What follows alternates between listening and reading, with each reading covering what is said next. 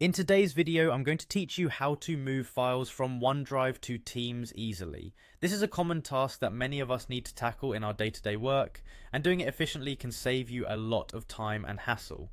So let's dive right in. First things first, you'll want to log into your Microsoft account, which is the gateway to accessing all your documents stored in OneDrive.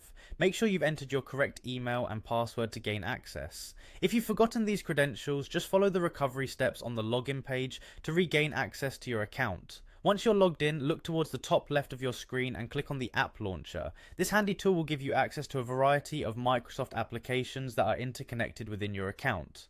From this menu, select Teams. Opening up Teams will allow us to start the process of transferring your files over. Now that we're in Teams, it's time to navigate to the Community section. Clicking here brings up various channels where you can start or join conversations. Choose the appropriate channel where you'd like to share your OneDrive files. Channels are great spaces for team collaborations, so pick the one best suited for the content you're sharing.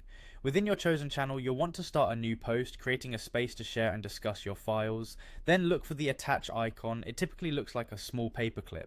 Clicking on this will open up several options for attaching files. You'll want to select Attach Cloud Files. This option allows you to choose files directly from your OneDrive, making the move seamless. A list of your OneDrive files should now appear. Select the file you need to attach. Double check it's the correct one to avoid any mix-ups.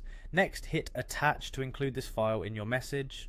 Once the file is attached and you're satisfied with everything, click on Post. This action shares the file with your team, effectively completing the move from OneDrive to Teams. You'll see the file in the channel's feed, making it accessible to everyone in the channel for viewing and collaboration.